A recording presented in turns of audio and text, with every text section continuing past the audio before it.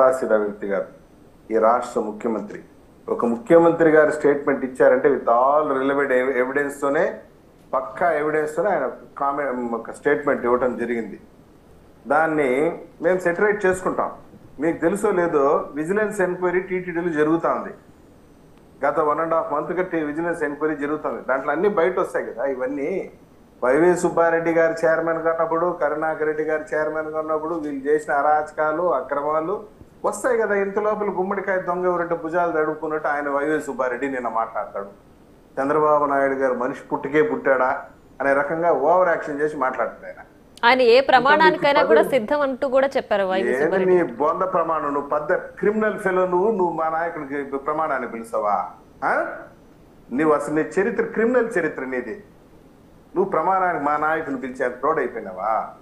నేను అడుగుతున్నా ఈ చర్చ ద్వారా, టీటీడీ కళ్యాణ మండపాన్ని ప్రైవేటైజ్ చేసింది ఎవరండి? టీటీడీ కళ్యాణ మండపాన్ని ప్రైవేటైజ్ చేసింది వైవి సుబ్బారెడ్డి చైర్మన్ ఉన్నప్పుడు కాదా అని అడుగుతున్నా. టీటీడీ కళ్యాణ మండపం అంటే సాక్షాత్ స్వామివారి నిలయాలు. అవి సామాన్య భక్తుడు పెళ్లిళ్ళు, పేరంటాలు, శుభకార్యాలు చేసుకునేటువంటి కార్యక్రమాలు, వేదికలు అవి. ఆంధ్రాలో, అటు తమిళనాడులో, అటు కర్ణాటకలో, ఢిల్లీలో కూడా ఉన్నాయి మన కళ్యాణ మండపాలు. ఇవన్నీ టీటీడీ ఆస్తులు.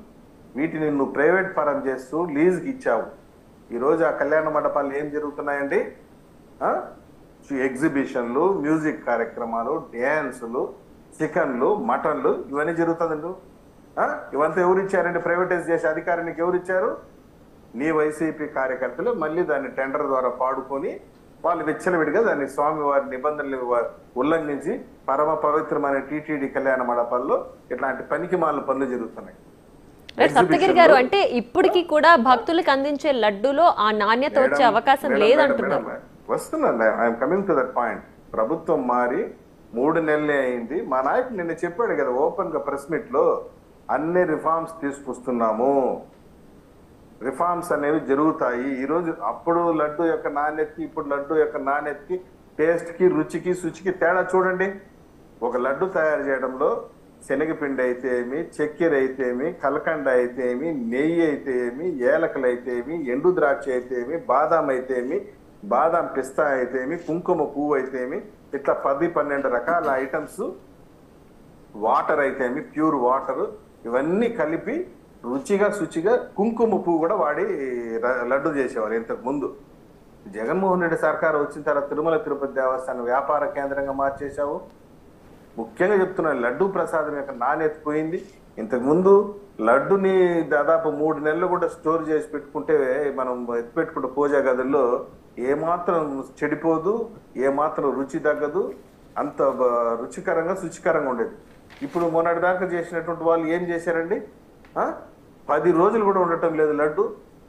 ఒక ఆరోపణ చేస్తే నువ్వు ఇచ్చేటువంటి కౌంటర్ కన్స్ట్రక్టివ్ కౌంటర్గా ఉండాలా. చంద్రబాబు నాయుడు మనిషి పుట్టికే పుట్టావా, నువ్వు రా అంటే రా, కాణిపాకానికి వస్తాను రా, నేను వస్తాను రా, రా తిరుమల కొండకెందుకు? ప్రపంచ ప్రఖ్యాతిగాంచినటువంటి హిందూ ధార్మిక క్షేత్రం కాణిపాక వరసిద్ధి వినాయక స్వామి సత్య ప్రమాణ క్షేత్రం కాడికి నేను వస్తా. వైవి సుబ్బారెడ్డి కానీ, కరుణాకర్ రెడ్డి కానీ, జగన్మోహన్ రెడ్డి కానీ వచ్చి ప్రమాణం చేసే శక్తి ఉందా? నేరుగా వచ్చి చేయి చూద్దాం. కళ్యాణ మండపాలను ప్రైవేటైజ్ చేసి అంతెందుకు మేడం? తిరుమల తిరుపతి దేవస్థానం ఆధ్వర్యంలో గోశాలలు నిర్వహిస్తారు. గోశాలలో madam, can here me please? చెప్పండి చెప్పండి. గోశాలలు నిర్వహిస్తున్నారు.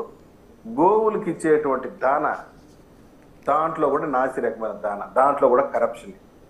తినవు, కనీసం ఆ గోవులు తినలేనటువంటి దానాన్ని తీసుకొచ్చి వారు మొక్కాన్ని కొట్టి అవి తినకుండా పాపము బక్క చిక్కిపోయి మోగ వేదన, కన్నీటి వేదన పెట్టుకుంటున్నాయి గోవులు. అంతెందుకండి, ఒకప్పుడు నాకు తెలిసి ఒక 6 months బ్యాక్ స్వామివారి వెంగమాంబ అన్నదాన సత్రంలో భక్తులు ఆందోళన చేయలేదా? మీ ఛానల్స్ లోనే డిస్ప్లే చేయలేదా? ఏమందని ఇంత నాసిరకమైన భోజనం పెడతారా, అన్నం చూడండి ముద్దలు ముద్దలుగా ఉంది అని చెప్పి ఆందోళన చేయలేదా? మీ